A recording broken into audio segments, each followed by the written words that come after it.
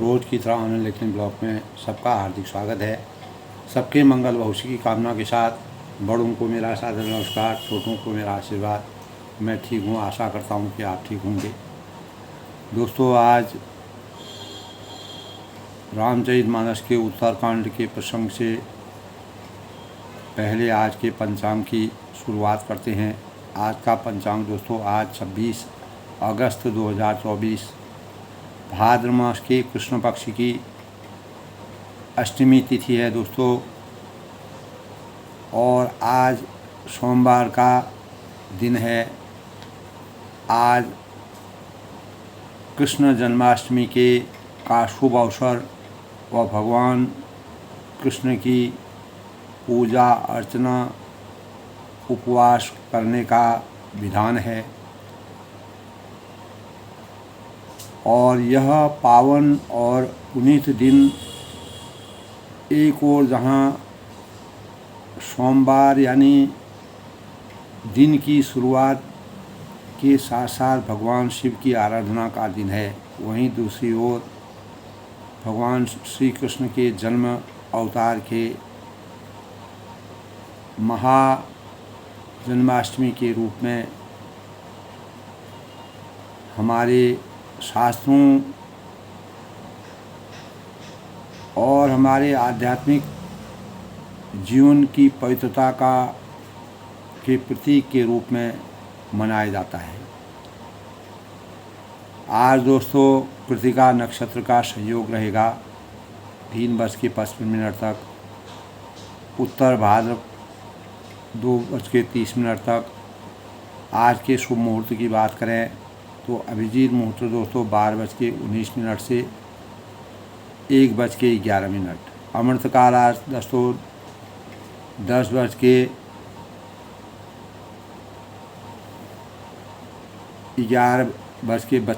तक, 10 बजे से 11:32 तक। आज का ब्रह्म मुहूर्त 4:46 से 5:30 तक। और राहु काल जिसके इस समय के अंदर हमको किसी प्रकार के कार्य करने से मनाही है, 7:33 से 9:09 तक सुबह। आज का सूर्योदय दोस्तों 6:06 पर होगा और सूर्यास्त जो है भगवान सूर्य 6:53 का अस्त हो जाएंगे हमारे देश में। आज का दिशाशूल दोस्तों, आज पश्चिम दिशाशूल है। पश्चिम दिशा की यात्रा जो है वर्जित मानी गई है। दोस्तों, आज सोमवार का दिन की शुरुआत चंद्र दोष को ठीक करने मन और माता का प्रतीक के रूप में मनाया जाता है। सोमवार का दिन विधि विधान के साथ पूजा अर्चना और शिव आराधना, शिव की स्तुति करना। शिव देवताओं में सबसे पूज्य माने जाते हैं, देवों के देव हैं। और जब इस सृष्टि में कुछ नहीं था तब शिव ही थे। उन्होंने ही दोस्तों इस संसार को सृष्टि की स्थापना करने के साथ उन्होंने ब्रह्मा के रूप में अवतार लेकर के सृष्टि की संरचना की। और रात और दिन की शुरुआत करने से अज्ञान और ज्ञान के प्रकाश का संचार हमारे जीवन में किया। तो पूजा अर्चना, शिव साधना, शिवलिंग में जल अर्पित करना और अनेक प्रकार के बेल पत्र, पंचामृत है, दही है, दूध है, घी है और चंदन से भगवान शिवलिंग की पूजा करने का आज श्रेय है। शिव जी बहुत जल्दी प्रसन्न होने वाले देवता हैं, जो शांति, सेहत, समृद्धि की प्राप्ति के मानक माने जाते हैं। इस दिन शिव परिवार की पूजा अवश्य करनी चाहिए दोस्तों। चंद्रदेव ने भगवान शिव की पूजा अर्चना इसी दिन की थी, इसीलिए महादेव प्रसन्न हुए थे और उन्हें निरोगी काया का वरदान उन्होंने प्राप्त किया था। तो भगवान शिव का मंत्र ओम नमः शिवाय में सब कुछ समाहित है। इस मंत्र का जाप बहुत ही लाभकारी माना गया है। मनोवांछित फलों और को देने वाले भगवान शिव यह दिन हमारे जीवन को नए सिरे से कार्यों को प्रारंभ करने की प्रेरणा के स्रोत के रूप में मनाया जाता है।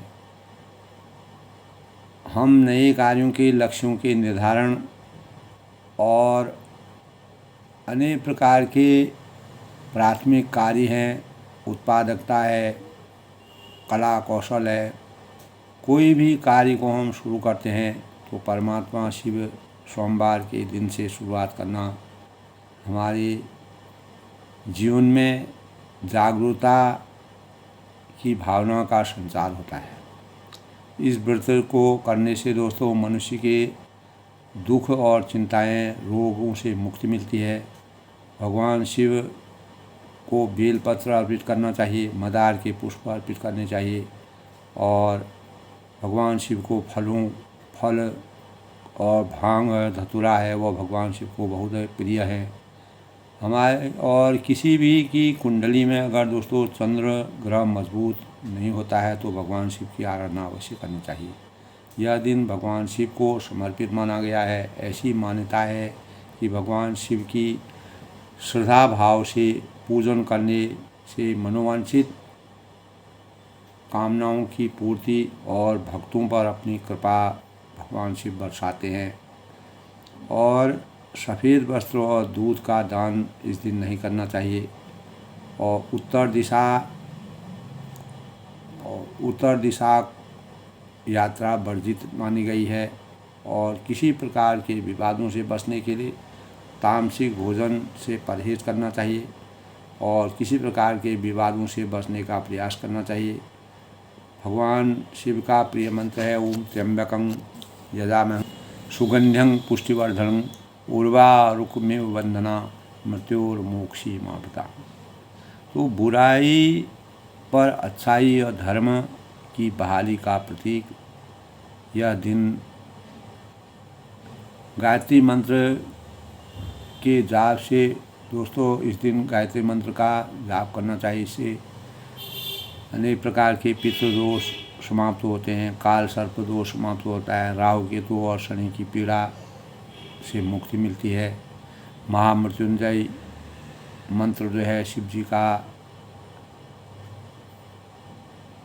का सबसे बड़ा मंत्र माना जाता है और शंकर जी की सरल और सहज होने के कारण ही सोमवार को शिव जी का दिन बहुत ही पवित्र माना गया है। इसीलिए सोमवार का दिन भोलेनाथ के पूजन के लिए सर्वोत्तम माना गया है। तो सभी जो अविवाहित लड़कियां हैं, कन्याएं हैं, उनको 16 सोमवार का व्रत करना चाहिए, जिससे उनके जीवन में नए वर की प्राप्ति होती है और उनको मनोवांछित फलों की प्राप्ति होती है। जीवन अच्छा रहता है, सकारात्मक भावों का उदय होता है। और जिन स्त्रियों की जो शादीशुदा होती हैं, सौभाग्यवती होते हैं, उनको अपने पति की और अपने जीवन की मनोकामना और लंबे जीवन की याचना भगवान शिव से की जाती है। तो इस दिन दोस्तों शिव रुद्राष्टकम श्रोत का पाठ करना बहुत ही हितकारी माना गया है। शिव जी को भांग और धतूरा जैसे मैंने बताया था बहुत ही प्रिय है। तो मदार के फूल, सफ़ेद फूलों का भगवान शिव पर अर्पण करना चाहिए। सोमवार को दोस्तों शिवरात्रि, प्रदोष व्रत और यानी मासिक शिवरात्रि है, प्रदोष व्रत है, महाशिवरात्रि, विशेष दिनों में शिव जी की पूजा व्रत करनी चाहिए, जिससे हमारे जीवन में हमारी मनोवांछित फलों की प्राप्ति होती है। दोस्तों इसी के साथ आज जो है कृष्ण जन्माष्टमी का पवित्र पर्व है और कृष्ण जन्माष्टमी भाद्रपद अष्टमी में जन्म होने के कारण, भाद्र माह के अष्टमी तिथि को जन्म होने के कारण कृष्ण जन्माष्टमी वृष लग्न में भगवान कृष्ण पैदा हुए थे। संतान और समृद्धि के लिए की प्राप्ति के लिए भगवान श्री कृष्ण की पूजा ध्यान करना चाहिए। श्री कृष्ण जन्माष्टमी हमारी हृदय को और आत्मा को मनाने और मनोवांछित पूर्ण चंद्रमा, यानी अगर किसी कमज़ोर मन की समस्याएं अगर किसी को होती हैं तो कृष्ण जन्म पूजन करने से, विशेष पूजा करने से अनेक प्रकार के शुभ भावनाओं का संचार होता है। और यह पूजा जो है दोस्तों, मध्य रात्रि में भगवान कृष्ण पैदा हुए थे, उसी मध्य रात्रि में यह पूजा की जाती है। और भगवान कृष्ण भगवान घनघोर रात्रि में पैदा होकर के कंस के अत्याचार और अभिशाप से कैसे उन्होंने अपने जीवन को, इस मानव जीवन के लिए, यानी धर्म की स्थापना करने के लिए अपना अवतरण लिया था।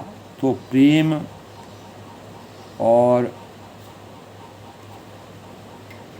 है और संयुक्त मूर्ति की पूजा भी की जा सकती है।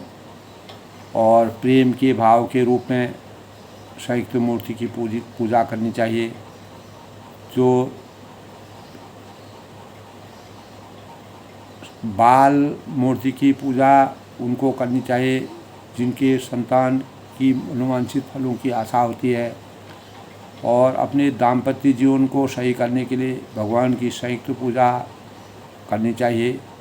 बंसी वाले कृष्ण बांसुरी की पूजा से मनोवांछित अनेक प्रकार के फलों की प्राप्ति होती है। तो यह पावन दिन दोस्तों शंख है और शालिग्राम की स्थापना इस दिन करनी चाहिए। पूजा वेदी पर उनकी स्थापना करनी चाहिए। और अनेक प्रकार के भगवान कृष्ण भगवान को जितना हम श्रृंगार करेंगे, जितना उनको श्रृंगार करने का उनका भाव है, अनेक प्रकार के वात्सल्य और श्रृंगार और रास लीलाओं का उन्होंने इस मानव जीवन में अवतरित होकर के धर्म की स्थापना की और अधर्म का हमेशा के लिए अंत किया। तो भगवान श्री कृष्ण का जन्म दोस्तों इसीलिए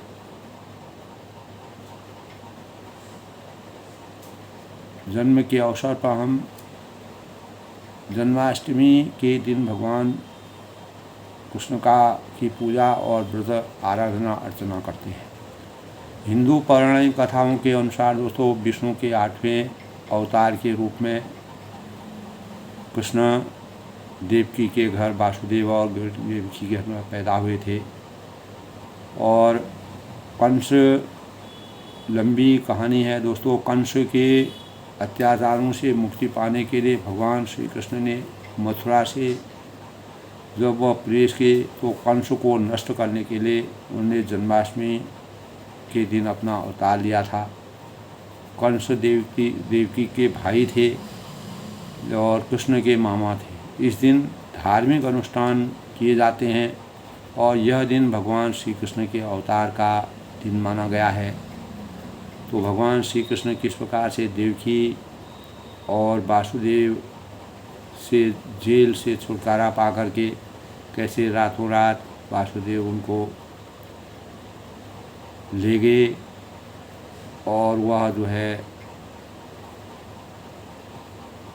फिर प्रतीक के रूप में जिस प्रकार से उन्होंने अपना जन्माष्टमी का संदेश यही है दोस्तों,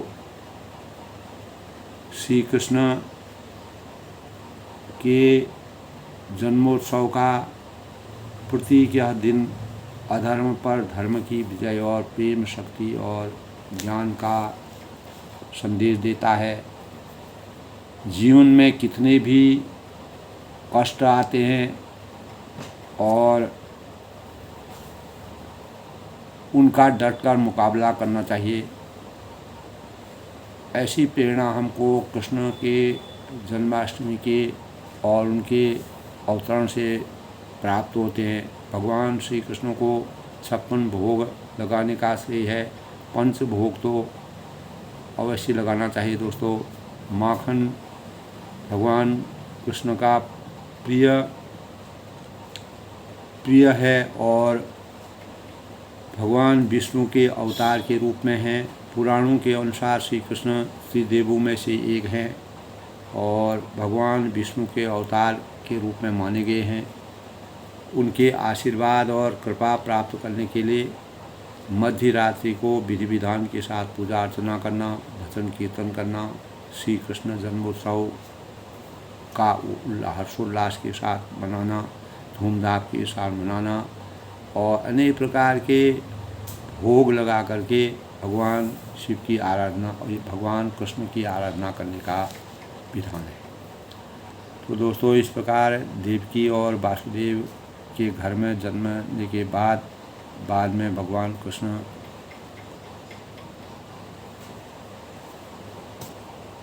ने अनेक प्रकार से अवतार लिया और उन्हीं अवतारों जब उन्होंने अपना वह बड़े होने के बाद जब उन्होंने कंस को जिस प्रकार से अंत किया, धर्म की स्थापना की, अधर्म का नाश किया और भागवत गीता में भी दोस्तों और महाभारत के युद्ध में भगवान श्री कृष्ण ने द्रौपदी की लाज को बचाने के लिए कौरव और पांडवों के बीच किस प्रकार का अंतर विरोध था और न्याय की संरचना, न्याय को हमेशा संजोकर रखने के लिए उन्होंने जो है अन्याय को हमेशा के लिए समाप्त किया और न्याय संगत देकर के पांडवों का पक्ष दे करके द्रौपदी का चीरहरण को बचाया और वहाँ पर साक्षात रूप से उन्होंने अपना अवतार लिया। तो और दुशासन जिस प्रकार उनका चीरहरण कर रहा था द्रौपदी का, तो उस चीरहरण से मान मर्यादा और स्त्री लाज को बचाने का जो कार्य श्री कृष्ण ने किया वह हमारे जीवन के लिए, मानव जीवन के लिए एक प्रेरणा स्रोत के रूप में है और वह साक्षात देवता और परम ब्रह्म के रूप में, अवतारी के रूप में, धर्म की स्थापना के रूप में इस संसार में अवतरित हुए। द्वापर युग में उनका जन्म हुआ था दोस्तों। अनेक प्रकार के सूरदास और अनेक कवियों ने भगवान श्री कृष्ण, मीरा जो उनकी भक्त थी उन्होंने, और रैदास बहुत उनके भक्त थे, उन्होंने अनेक प्रकार से भगवान श्री कृष्ण की आराधना की थी और सूरदास जी ने उनके वात्सल्य वर्णन का बहुत ही मार्मिक और हृदय स्पर्शी वर्णन किया है। तो इसीलिए दोस्तों कृष्ण जन्माष्टमी हमारे लिए एक पवित्र और हमारे लिए एक प्रतीक के रूप में हमारे जीवन को अज्ञान रूपी अंधकार से ज्ञान रूपी प्रकाश का संचार है। हमें पूर्ण निष्ठा श्रद्धा भाव से और कृष्ण जन्माष्टमी के दिन भगवान कृष्ण की और आराध्य देव के रूप में उनकी श्रृंगार करना चाहिए। उनका जितना आप श्रृंगार करेंगे, जितना उनके जितने भक्ति भाव और श्रद्धा से उनकी पूजा करेंगे, उतना ही हमारे मनोवांछित फलों की प्राप्ति होगी। हमारे अंतःकरण में सकारात्मक ऊर्जा का प्रवेश होगा और हमारा जीवन अनेक प्रकार के मनोवांछित कामनाओं की पूर्ति से हम हमेशा के लिए अपने जीवन को सार्थक बनाएंगे और हमारे अंतःकरण में ज्ञान का संचार होगा। कर्ण में दोस्तों आज रामचरितमानस का उत्तरकांड का प्रसंग है। कल के प्रसंग में दोस्तों काकभूषणी जी को भगवान रामचंद्र जी के अनन्य भक्ति करने के परिणाम स्वरूप और काकभूषणी जी को मर्यादा पुरुषोत्तम भगवान रामचंद्र जी के बारे में जितना मालूम था और वह जितना अंतःकरण से भक्ति करते थे, तो 100 कौवे का शरीर पाकर भी काकभूषणी जी ने वैरागी ज्ञान और विज्ञान में अपनी दृढ़ता को बनाए रखा और उनका श्री राम जी के चरणों में अथाह जो प्रेम था, अपरिमित प्रेम था और उन्हें श्री रघुनाथ जी की भक्ति भी प्राप्त हुई थी। वह इस जीवन की आदि और अंत के सब भावों को जानते थे। इस बात का संदेश जो है ऐसा हमारे शास्त्रों में कहा गया है, लेकिन जब शिव जी वृतांत करते हैं पार्वती जी से तो वह कहते हैं कि मुझे इस बात का संदेश है। तो काकभूषणी जी को इतना ज्ञान कहाँ से प्राप्त हुआ और एक कौवे के रूप में जो अवतरित हुए, तो फिर भी वह इतना प्रसन्न और खुश मर्यादा पुरुषोत्तम भगवान राम जी क्यों थे। तो पार्वती जी दोस्तों जब भगवान के अपने यानी शिव जी के मुँह से परमात्मा के पावन गुणों को सुनते हैं, श्री राम जी के थोड़े से गुण बखान कर जब उन्होंने कहे और क्या कहूँ श्री राम जी के मंगलमयी कथा सुनकर, तो शिव जी ने अनेक प्रकार के प्रसंग मंगलमयी बात और काकभूषणी और गरुड़ जी को सुनाई थी। गरुड़ जी यानी पवित्र कथा भगवान के परम पद को देने वाली है और इसके सुनने से अविचल भक्ति प्राप्त होती है। तो उन्होंने उमा से कहा कि मैंने यह सब सुंदर कथा कही जो काकभूषणी जी ने गरुड़ जी को सुनाई थी। तो गरुड़ जी और काकभूषणी जी भगवान राम के परम भक्त थे। तो शिव जी ने कहा कि हे गिरिजे सुनो, मैंने यह उज्जवल कथा जैसी मेरी बुद्धि थी, जैसी मेरी पकड़ थी और श्री राम जी के चरित्र को 100 करोड़ लोग भी अगर उनका वर्णन करें तो वो भी कम है। श्रुति और शारदा भी उनका वर्णन नहीं कर सकते। तो अब पार्वती जी कहती है कि धन्य धन्य में धन्य पुरारी सुन्यो राम गुण भव भयार, यानी हे त्रिपुरारी मैं धन्य हूँ और मैंने जन्म मृत्यु के भय को हरण करने वाले मर्यादा पुरुषोत्तम भगवान रामचंद्र के जो चरित्र सुना। तो हे कृपा के धान, आपकी कृपा से मैं कृतकृत्य हो गई हूँ। अब मुझे मोह नहीं है, माया मोह के बंधन से मैं हमेशा विरक्त हो गई हूँ और मैं सच्चिदानंद परम परमेश्वर प्रभु श्री राम जी के प्रताप को जान गई। और हे नाथ, आपका जो न तवा न शशि स्वर्ण कथा सुधा रघुवीर स्वर्ण पुटन मन पान करी नई अगाध मत, यानी मुख रूपी चंद्रमा श्री रघुवीर जी कथा रूपी अमृत जो बरसाता है आपका। हे मति धीर मेरा मन यानी कर्णपुटों से उसे पीकर तृप्त नहीं होता है, यानी उन भावों को सुनकर के मेरे जो कर्णपट हैं वो कभी भी तृप्त हमेशा उसको सुनने की अपेक्षा करते हैं। तो रामचरित के सुनत अघाई रस विशेष जाना तिन्नाई जीवन मुक्त महामन जेहू हरि गुण सुने निरंतर हो। तो कल के प्रसंग में था दोस्तों श्री राम जी के चरित्र सुनते सुनते जो तृप्ति इस संसारी भवसागर से तृप्त हो जाते हैं, उन्होंने उसका विशेष जिन्होंने जान लिया है जीवन मुक्त महा भगवान के गुण निरंतर जो जीवन से मुक्ति पाते हैं और निरंतर उनका अनुसरण करना चाहते हैं। जो संसार रूपी सागर को पार करना चाहते हैं उनके लिए श्री राम जी की कथा दृढ़ नौका के समान है। श्री हरि के गुण समूह को विषयी लोगों के लिए भी कानों को सुख देने वाली और मन को आनंद देने वाली है। तो जगत में दोस्तों कान वाला ऐसा कौन है जिसे रघुनाथ जी के चरित्र न सुहाते हों।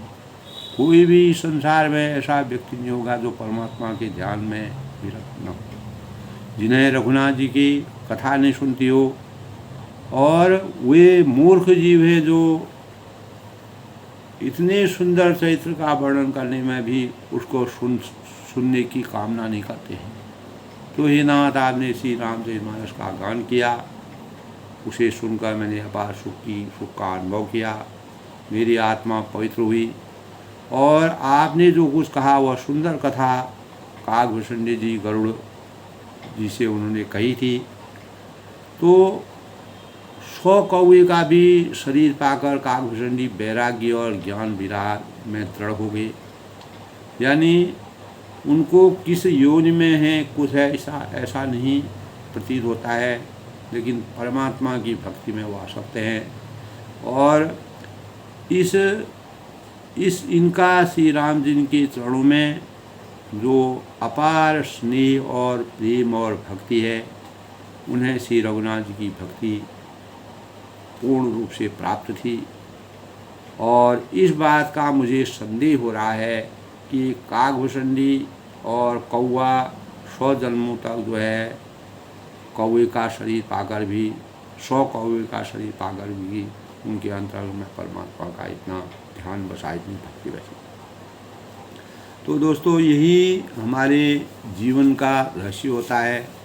यानी जब काकभूषणी जी और गरुड़ जी को जब व्यक्तित्व दोस्तों हमारे अंतर की आत्मव्यक्ति होती है, और हम जैसे हैं यह उसका प्रकटीकरण एवं प्रकाशन है।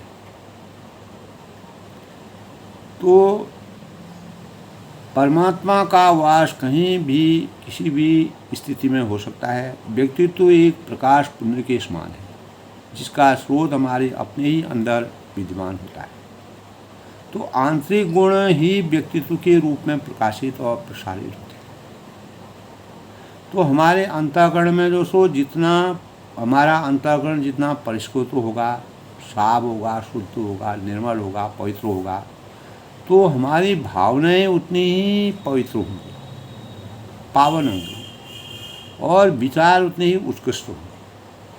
क्योंकि व्यक्तित्व उतना ही प्रखर एवं ज्योतिर्मय तभी होता है जब हमारे अंतःकरण में परमात्मा का वास हो जाता है। अतः व्यक्तित्व का मापदंड फौलादी चैत्र के समान है।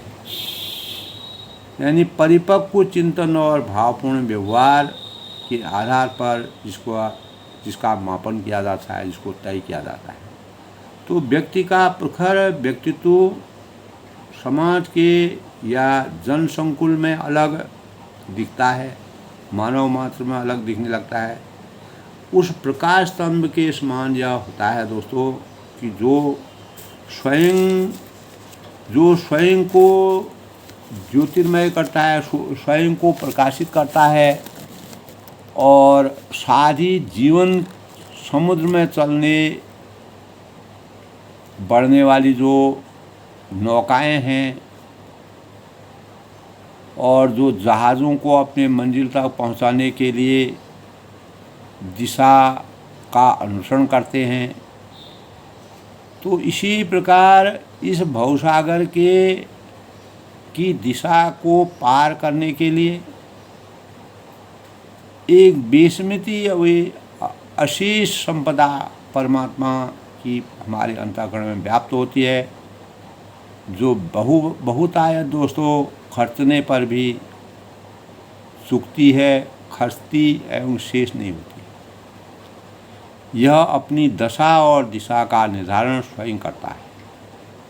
तो परमात्मा का आशीर्वाद जिस प्रकार काकभूषणी जी और गरुड़ जी को था, वह स्वयं सतपथ पर चलना और अनेकों को इस बढ़ने के लिए प्रेरणा स्रोत के रूप में अवतरित करना।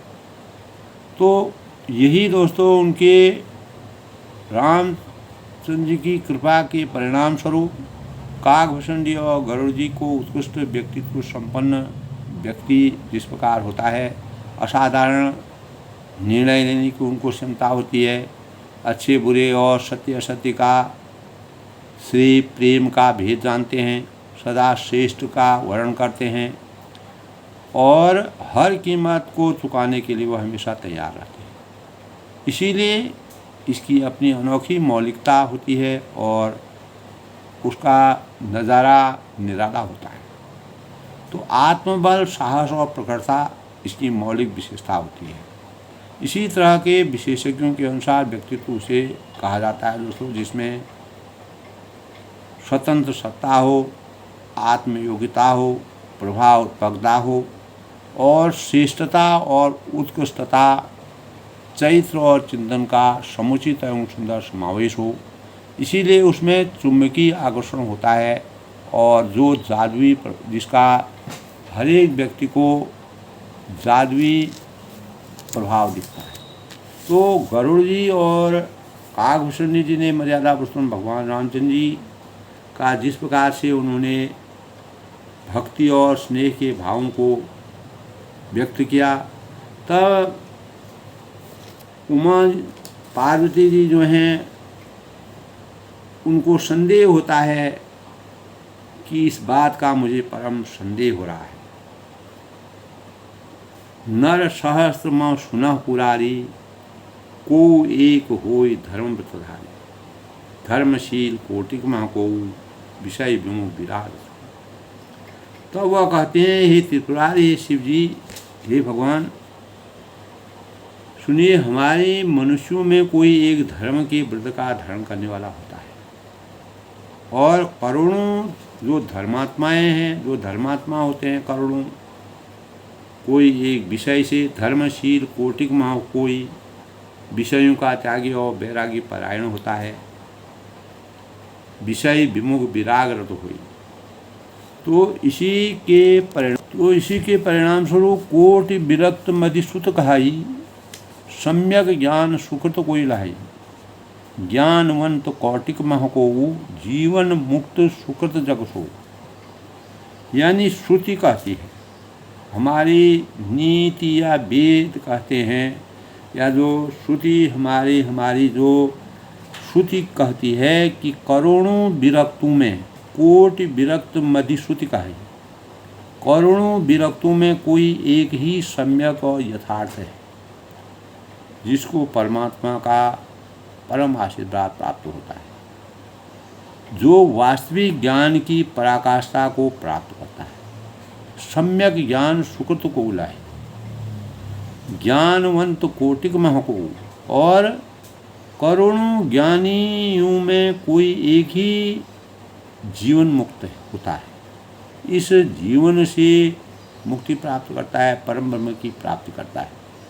जीवन मुक्त सुकृत जगत हो, जगत में कोई बिरला ही ऐसा है जो जीवन से मुक्त होता है। यानी भवसागर से भगवान जो है, जो परम भक्त होते हैं, जिनकी आसक्ति यानी श्रुति हमें यही संदेश देती है कि करोड़ों विरक्तों में जो वैराग्य लेकर के हजारों सालों तक भगवान का स्मरण करते हैं, भक्ति करते हैं और अपने ध्यान को लगाते हैं, लेकिन परमात्मा का वास्तविक जो वैराग्य है वह उन्हीं को प्राप्त होता है। इसमें बड़े यानी कोई एक ही जीवन से मुक्ति प्राप्त कर सकता है। तो जीवन मुक्त सुकृत जग सो, यानी जगत में कोई बिरला ही ऐसा होगा जो जीवन से मुक्त हो। तो तीन सहस्त्र मह सब सुख खानी, दुर्लभ ब्रह्म लीन विज्ञानी, धर्मशील विरक्त और ज्ञानी, जीवन मुक्त ब्रह्म पर। हजारों जीवन मुक्तों में भी जितने भी जीवन की आसक्ति यानी मोक्ष की प्राप्ति जिनको वास्तव में प्राप्त हुई है, सब सुखों की खान और ब्रह्म में लीन विज्ञानवान पुरुष और भी दुर्लभ है, दुर्लभ ब्रह्म लीन विज्ञानी, और धर्मशील विरक्त और ज्ञानी, धर्मात्मा हैं, वैराग्यवान हैं, ज्ञानी हैं, जीवमुक्त और ब्रह्म में लीन हैं। ब्रह्म पर प्राणी हमेशा हमेशा के लिए वो परम ब्रह्म परमात्मा में लीन है। सबते सो दुर्लभ सुराया, राम भकत रथ गतमद माया, सो हरि भगत काग्य में पाई, विश्वनाथ मोहि कहूँ बुझाई। बहुत अच्छा प्रकरण है दोस्तों कि इन सब में भी सबते सो दुर्लभ सुर आया, इन सब में भी है कि देवादिदेव महादेव जी राम भगत रथ गत मत पाया। वह प्राणी अत्यंत दुर्लभ है जो मद और माया से रहित होकर श्री राम जी की भक्ति को की परायण, यानी मद माया को विरक्त करने वाला और निरंकारी होने का श्रेय अगर किसी को प्राप्त है वो मात्र शिव जी को है, क्योंकि महादेव जी देवों के देव हैं जिन्होंने ये मेरी आत्मा कहती है और सो हरि भगति काग्य में पाई। और हे विश्वनाथ कहिए कि ऐसी दुर्लभ भक्ति कौवा कैसे पा सकता है, मुझे समझा कर कहिए कि परमात्मा तब मर्यादा पुरुषोत्तम भगवान राम जी ने भी कहा था, शिव द्रोही, जो शिव का द्रोही वह मेरा भक्त नहीं हो सकता है। मम भक्त न कहा है, शिव द्रोही मम भक्त का है, जो शिव का द्रोही होता है वो मेरा भक्त नहीं कहलाता है। तो इसी अनुरूप में, इसी संबंध में उमा यानी शिव जी से कहती हैं, इन सब में भी ही देवा देवी केवल महादेव ही इस शक्ति को प्राप्त कर सकते हैं। और राम भगत रथ गत मद माया, वह प्राणी अत्यंत दुर्लभ है जो मद और माया से रहित होकर श्री राम जी की भक्ति का पारायण हो। और हे विश्वनाथ, ऐसी दुर्लभ भक्ति को कौवा कैसे प्राप्त कर सकता है, मुझे समझाकर इसका पूरा वृत्तांत बताइए। राम परायण ज्ञान रतो गुनागार मत धीर, नाथ कहूँ के कारणों पायों काग शरीर। यानी हे नाथ कहिए, ऐसे श्री राम पारायण, राम भक्ति में लीन और ज्ञान में पूर्ण रूप से निहित और गुनागार मति धीर, गुणों के धाम और धीर बुद्धि भुषुंडी जी ने कौवे का शरीर किस कारण पाया, यह मैं पूरा इसके बारे में अनभिज्ञ हूँ। नाथ कहूँगी कारण पायों का शरीर। अगर इतनी भक्ति होने पर, ज्ञान होने पर, विज्ञान होने पर, भक्ति भाव होने पर उन्होंने कौवे का शरीर क्यों पाया, यह एक कल्पना की बात है और यह बहुत बड़ा रहस्य है। तो इस रहस्य को मैं, इस रहस्य का अनुसरण कर, इस रहस्य को जानना चाहती हूँ। तब वह पार्वती जी और उमा अपने को इस रहस्य को जानना चाहती हैं। यह प्रभु चरित्र पवित्र सुनावा, कहूँ कृपाल कागुम पावा। तुम के ही भांति सुना मद नारी, कहूँ मोई अति कौतुक भाई। तब हे कृपालु बताइए, उस कौवे ने प्रभु का यह पवित्र और सुंदर चरित्र कहाँ पाया, और कहूँ कृपाल कागो पावा। तुम के ही भांति सुना मद नारी। और हे काम देव के शत्रु, यह भी बताइए कि आपने इसे किस प्रकार सुना, कैसे सुना। कबों मोय अति कौतुक भारी, मुझे बड़ा भारी कौतूहल और अनेक प्रकार की भावनाएं मेरे अंतःकरण में विचार रही हैं। मैं किंग कर्तव्य विमूढ़ हालत में हूँ, मैं सोच नहीं पा रही हूँ कि ऐसा कैसे हो सकता है। तो हे कृपालु बताइए, उस कौवे के प्रभु का यह पवित्र और सुंदर चरित्र कहाँ से उसको प्राप्त हो। गरुड़ महाज्ञानी गुण राशि, हरिसेवक अति निकट निवासी। तो गरुड़ जी को महान ज्ञानी, सद्गुणों की राशि और श्री हरि के सेवक, उनके अत्यंत निकट रहने वाले, उनके वाहन ही हैं। और उन्होंने मुनियों के समूह को छोड़कर कौवे से जाकर हरि कथा किस कारण सुनी। तो यह बड़ा विचित्र रहस्य है। गरुड़ महाज्ञानी गुण राशि। गरुड़ जो हैं वो महान ज्ञानी हैं, गुणों की राशि को जानने वाले हैं, सद्गुणों की अपार राशि है, श्री हरि के महान सेवक हैं और उनके अत्यंत निकट रहने वाले उनके वाहन ही हैं। और उन्होंने मुनियों के समूह को छोड़कर कौवे से जाकर हरि कथा किस कारण सुनी।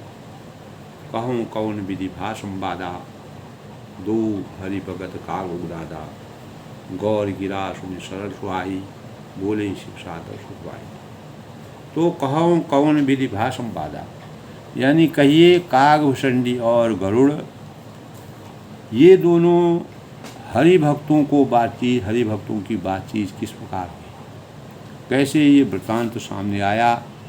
पार्वती जी यानी गौर गिरा सुने सरल सुनाओ, बोले शिव सादर सुख पाओ।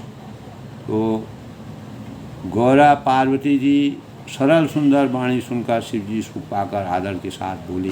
तब भगवान शिव ने गौरा के बातों को अपने अंतःकरण में उसका निर्णय निकाला। वास्तव में उनको भी लगा कि यह रहस्य बड़ा गुप्त है, धन्य सती पावन मति तोरी। तब उन्होंने कहा, ये सती, ये पार्वती सती रूप में भी अवतरित हुई थी, उनको ज्ञान था और उसी ज्ञान के कारण उन्होंने परमात्मा की यानी भक्ति थी। तो उन्होंने कहा, धन्य सती पावन मति तोरी, हे सती तुम धन्य हो, तुम्हारी बुद्धि अत्यंत पवित्र है, निर्मल है और इसी बुद्धि के कारण तुम आज पवित्रता की प्रतीक हो। रघुपति चरण पीठ नहीं थोड़ी, श्री रघुनाथ के चरण में तुम्हारा कम प्रेम नहीं है। अर्थात भगवान की भक्ति को प्राप्त करने के लिए जब कौवे को ऐसी भक्ति प्राप्त हो सकती है तो हमें क्यों नहीं हो सकती है। आपके अंतःकरण में परमात्मा के प्रति इतनी भक्ति और स्नेह के भाव हैं तो अत्यधिक प्रेम ऐसी जब गूढ़ता तक रहस्य के गूढ़ता को हम समझ सकते हैं, तब हम परमात्मा की परम भक्ति में लीन होते हैं। परमात्मा की वास्तविकता को हम जानना चाहते हैं। वही भाव उमा और सती पार्वती जी के अंतःकरण में आई। तो सुनो परम पुनीत इतिहासा, अब वह परम पवित्र इतिहास तुम सुनो और जिसे सुनने के सारे लोगों का भ्रम का नाश हो जाए। इस संसार में जितने लोगों को मानव जीवन में जितने लोग अवतरित हुए हैं उनको इस बात का संशय कतई नहीं रहेगा और वह हमेशा के लिए अपने अज्ञान को समाप्त करके ज्ञान का संचार करेंगे। उपजई राम चरण विश्वासा, बहुविधि नरतन विनय प्रयासा। तथा श्री राम के चरणों में अपार विश्वास हो जाएगा, स्नेह होगा, उनकी कृपा का आशीर्वाद प्राप्त होगा। मनुष्य बिना ही परिश्रम संसार रूपी समुद्र से तर जाएगा और इस भवसागर के बंधनों से मानव बिना ही किसी परिश्रम के अगर भक्ति स्नेह भाव मानव जीवन के अंतःकरण में होते हैं तो हम अनेक प्रकार के सांसारिक चीज़ों को भूल करके परमात्मा में आसक्त हो जाते हैं। ऐसे प्रश्न विहंगवती कीन काग समझाए, सो सब सादर करे हूँ सुनाऊँ मऊ मन लाए। तो ऐसे प्रश्न विहंगपति पक्षीराज गरुड़ जी भी जाकर काकभूषणी से प्राय ऐसे ही प्रश्न किए थे और गरुड़ जी से भी पक्षीराज काकभूषणी जी को जब उन्होंने ज्ञान दिया तो उन्होंने भी इसी प्रकार के जो प्रश्न आप करें वही प्रश्न कहे थे। तो हे उमा सो असादर कहूँ सुनाऊँ उमा मन माए। हे उमा मैं वह सब आदरपूर्वक कहूँगा, तुम मन लगाकर उनको सुनो। तो कौवे के रूप में और एक कौवे को इस प्रकार से भगवान का स्नेह भक्ति और इतना बड़ा इतिहास भगवान मर्यादा पुरुषोत्तम भगवान राम जी की आंतरिक भावों का, अंतरात्मा के भावों का के विचार कौवे के अंतःकरण में इतनी भक्ति कैसे उपजती है, कैसे पैदा होती है, कैसे इतना ज्ञान और भक्ति वैराग्य का संचार होता है। ऐसे जैसे गरुड़ जी को भी काकभूषणी जी से प्राय ऐसे ही प्रश्न गरुड़ जी ने भी किए थे कि आपको इतना ज्ञान कैसे प्राप्त हुआ, क्या कारण है। तब गरुड़ जी ने, तब काकभूषणी जी ने उसको विस्तार के साथ गरुड़ जी को आसक्त किया और हे उमा मैं वह सब आदर्श ही कहूँगा, तुम उसे मन लगा कर सुनो। तो परमात्मा दोस्तों हमारे जीवन में सदा भाव और जो वास्तव में परमात्मा की आसक्ति है, आज जो कार्य विज्ञान कर रहा है, तो परमात्मा पहले जब भगवान कोई विज्ञान की आशंका नहीं थी, विज्ञान की उत्पत्ति नहीं थी, उसमें भगवानों में इस प्रकार की शक्ति थी, तो वह अपने बल से अपने प्रयोग से मानव जीवन को इस प्रकार के रूप प्राप्त और इस प्रकार की चीज़ें का एहसास कराते थे, जो वास्तव में उनके मंत्रों पर, उनके भावों में, उनकी शक्ति पर, उनकी भक्ति में आसीन थे। तो उसी भक्ति के परिणाम स्वरूप काकभूषणी जी को जो परमात्मा का आशीर्वाद हुआ, 100 कौवे की योनि प्राप्त करने पर कौवे का शरीर किस प्रकार उन्होंने धारण किया था, तो उसका पूरा वृत्तांत शिव जी उमा को बताते हैं। और तो किस प्रकार जो है पक्षीराज गरुड़ जी ने भी जाकर काकभूषणी से, तब शिव जी ने कहा कि गरुड़ जी को भी यही प्रश्न किया था, जो प्रश्न आप कर रहे हो, कि श्री राम जी के चरणों में जो आपका विश्वास उत्पन्न हुआ है, जो भक्ति भाव उत्पन्न हुआ है, जो उनकी गूढ़ता के रहस्य को तुम जानना चाहते हो, बिना परिश्रम किए इस संसार से हम मुक्ति पा सकते हैं अगर हम उनकी गहराई में पहुंच सकते हैं। तो जा पर जाको सत्य स्नेहू तापर ताको मिल कसुन सत्य। परमात्मा का जिस पर आशीर्वाद प्राप्त हो जाता है, ज्ञान की पराकाष्ठा जिसके अंतःकरण में विराजमान हो जाती है, भगवान शिव और उमा हमेशा परमात्मा के वास्तविक ध्यान का वर्णन करते थे और अपने अंतर्मन में हमेशा भगवान रामचंद्र का को बसाते थे। इसी कारण उनके आपस में संवाद होते थे, उन्हीं पर संवाद के परिणाम से वो अपने तर्क, अपने शंकाओं को दूर करते थे। तो इसी प्रकार भगवान शिव ने पार्वती को क्या शब्द कहे, ये सो कल के प्रसंग में आज भगवान शिव जो है पक्षीराज गरुड़ जी को भी इसी प्रकार का संशय हुआ था, तो काकभूषणी जी ने कैसे उनके संशय को दूर किया कि कौवा एक ऐसा जीव है जिसको भगवान की परम शक्ति का ज्ञान कैसे हुआ, तो पार्वती जी को बताएंगे।